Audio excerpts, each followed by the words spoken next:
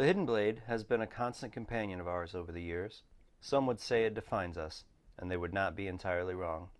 Many of our successes would not have been possible without it.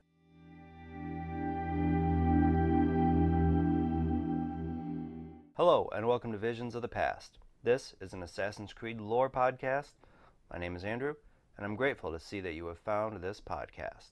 Today, we're going to talk about the weapon Altair was referring to in his codex, the Hidden Blade, signature weapon of the Brotherhood of Assassins. The Hidden Blade is in almost every single bit of Assassin's Creed.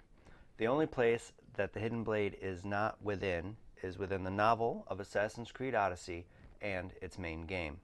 It is by far the signature weapon of the series, no matter what time period they go to.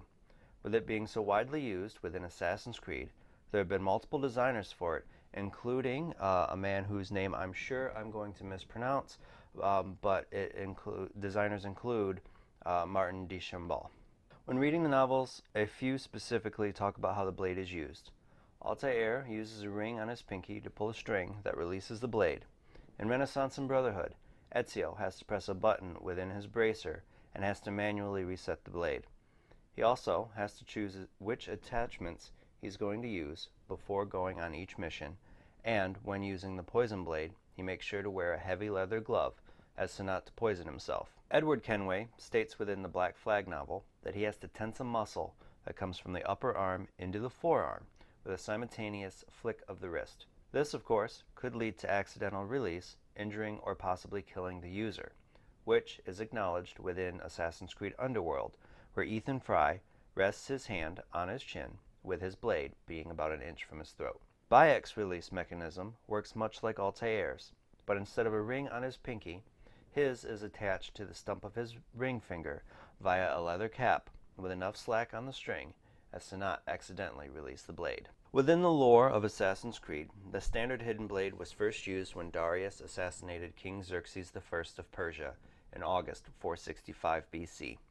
His blade was a simple design that essentially was a dagger on what looked to be a spring-loaded slide attached to the top of a leather bracer. This bracer was worn by Darius on his right arm so that the blade could extend over his right hand. Over the years, the blade mechanism would pass to his descendant Aya, who received the blade as a gift from Cleopatra. By the time she gave the blade to her husband Bayek, the knowledge of how to wear the blade would be gone, as well as the original bracer.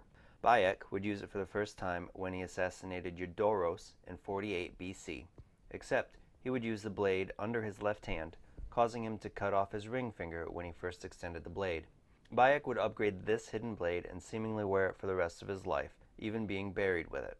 In 2017, Layla would use this blade to defend herself when attacked by Sigma Team after she found Bayek's tomb and relived his memories. The blade itself would become commonplace within the Brotherhood of Assassins by the 12th century, being part of their normal equipment and redesigned to use a physically smaller blade that could be easily kept out of sight. Hidden blades would see wide use for stealth assassinations, but to do so, the assassins would follow a tradition that was accidentally started by Bayek to have the ring finger on their left hand removed before receiving one. After Altair rose to the rank of Mentor in 1191, he would use knowledge gained from the Apple of Eden to redesign the blade so it could be used under the left hand without the removal of the ring finger, and by the 15th century, the blade was upgraded to not require movement of the hand to get the blade to extend, and was able to be used with a clenched fist, although Giovanni Auditore is one of the few to be known to use the blade in this fashion.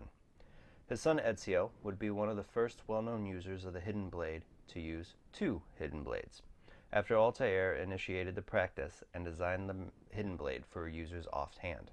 After Ezio, the right to carry two hidden blades would be reserved for master assassins. It would seem that by July 1715, hidden blades would be used as trophies that were collected by Templar Julian Ducasse after he killed an assassin, and by the number in his collection, it would seem that more and more assassins were wearing more than one hidden blade by this time. For the most part, the standard hidden blade would use roughly the same design throughout the ages. There would be multiple variants of the weapon, but by the end of the 20th century, the blade would still be around, as it was usually only used for ceremonial purposes and by high-ranking assassins, though there would be some brotherhoods that would still use it, like the Japanese Brotherhood. Modifications to the hidden blade outside the size of the blade were first seen after Altair ibn La'ahad rose to the rank of mentor of the Levantine assassins in 1191. Not only redesigning it to not require the removal of the ring finger, he designed improvements to the bracer by adding a metal plate that allowed for safe deflection of enemy attacks. Altair would also design an attachment known as the poison blade. This blade had a thin hollow needle within it that could be filled with poison. This blade did have the risk of being brittle because of the requirement of the hollow chamber, and Altair's design even went so far as to caution how easily it could be broke. Leonardo da Vinci would upgrade this blade for Ezio, the only known user of the poison blade, in early 16th century, that would allow him to fire poison darts from within his hidden blade. Altair also designed and used the hidden gun, a firearm that was built into the bracer of the hidden gun. Designed and first used before firearms were commonly used, the design would use what is called a wheel lock, historically first developed in Europe around 1500 to ignite a small charge of powder that would propel a small lead ball. Altair would use the device to kill Abbess Sophane in 1274, and Ezio Auditore, the most well-known user of the attachment, would use it during Venice's Carnival in 1486 to assassinate Marco Barbario. In the late 15th century, a master assassin in the Spanish Brotherhood by the name of Maria would use a variant of the blade that had two thinner blades side by side instead of one solid blade. This blade would be known as a two-pronged blade. By early 16th century, the Ottoman assassins were using a hidden blade design that included a hook on the blade itself.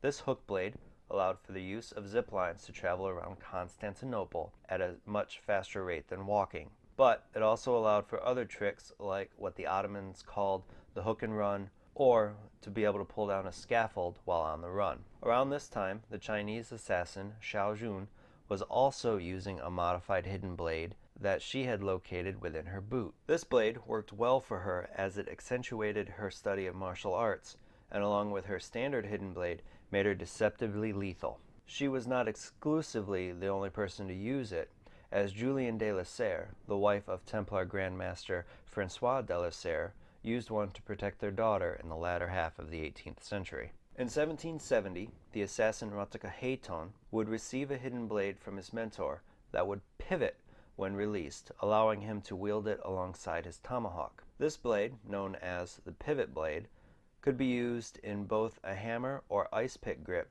allowing for it to be wielded like a dagger, but it could also be used as the standard hidden blade configuration for stealthy assassinations. Rataka Heiton's blade also had one edge serrated, and its hardness and flexibility gave it the strength that was beyond most hidden blades that came before it. At the end of the 18th century, the French Brotherhood would be using what they called the phantom blade.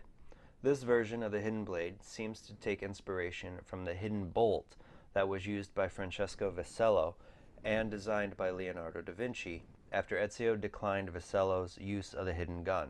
The hidden bolt was a hidden blade with a crossbow attachment that allowed for the firing of small crossbow bolts. The phantom blade, on the other hand, was designed to fire thin razor-like blades. With a standard hidden blade at the base of the phantom blade that was used like a standard blade, and a slot that allowed for the use of standard, sleep, or a type of poison blade that would cause the target to attack anyone in their vicinity to be fired at will.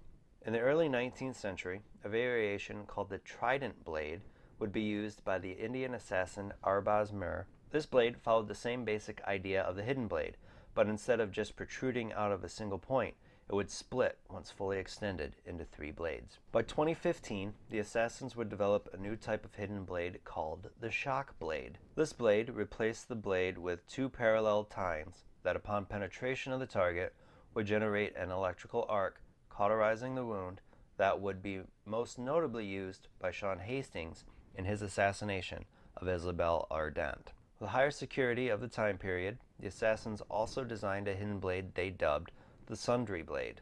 This blade was designed to be taken apart and put together easily with the separate components resembling everyday items. This blade would be most notably used in Colin Lynch's infiltration of the Templar Council of Elders meeting at Holborn Hall in London in December of 2016 and his assassination of Alan Rickon within the hall. In 2017, Kiyoshi Takura would use a hidden blade that also had a line of razor wire within it, allowing for Kyoshi to sever the arms of 2 members of the Instruments of the First Will. As I stated, going through the history of the hidden blade, it was primarily used by the Assassin Brotherhood, but it was not used exclusively by them. Users like Valet Cell Trident and Shay Cormac would start as assassins and join the Templars, but they would keep their hidden blades. Some Templars, like the aforementioned Julian Ducasse and Haytham Kenway, would defeat assassins and take their blades, using them after. The hidden blade is one of those things that you can't deny about the lore. It goes so far back historically that details of how it was first designed to be used were lost. Even Darius' statue in his shrine at the Santa Maria Novella in Florence, and within the sanctuary under the Villa Auditore, depicted him using the blade how current assassins use it, and not how he actually used it. Playing with the hidden blades throughout the series has, of course, changed, as it started without the ability to fight within Assassin's Creed. All you could do is assassinate, and if you timed it just right, you could counter-kill with them. As the series evolved, so did the role of the hidden blade, being able to fight with it, and then all the attachments that would come with it. It allowed you to do things from poison to sleep. There's even one within the comics that was used by Siobhan Dami that held an explosive which would be remotely detonated by her brother Jazdeep after her death. The explosion held such a charge that it not only would destroy any chance that Abstergo would have to retrieve any DNA from her body, but it also leveled a whole floor of the building where she died. The only issue that I have with the hidden blade is its portrayal in Origins. The way the game is designed, if you don't keep up the upgrades for the hidden blade as you proceed through the game, you won't get instant kills that one would expect from that kind of blade. If you are too underpowered, the enemy absorbs the blow no matter where it is on their body. It's one of those things that if you would expect to kill someone if you stab them in the neck, no matter how strong your body is or how strong your blade is, and it doesn't always work. I am hopeful that after the quote-unquote loss of the hidden blade within Assassin's Creed Odyssey, that it returns within the next game, and that we are able to maybe upgrade it for aesthetic reasons, make it look prettier or better to hide it, but that we don't have to upgrade it to have the chance of that one-hit kill. If you surprise someone stealthily and stab them, they should die no matter how strong your blade is. Now, if you do something like try to assassinate them in front of them and they can see you, then I understand it because they can dodge and you might not necessarily hit your intended target where you plan on hitting them. It's just one of those things that bothered me about Assassin's Creed Origins. The use of the hidden blade isn't the primary thing that drew me within Assassin's Creed, but seeing it used throughout each game and watching it evolve has brought a continuity within the series that seems to make sense, at least to me. I've enjoyed watching it going from only a stealth, a base mechanic, to a let's use this to fight. Even some of the animations with the hidden blade for assassinations and for fighting are some of the most interesting aspects of the series. I do thank you for your time. Please feel free to subscribe to the podcast, and you can find me on Twitter at visions_AC. Until next time, my assassin friends, make sure to follow the creed, and to those Templars listening, may the Father of Understanding guide you.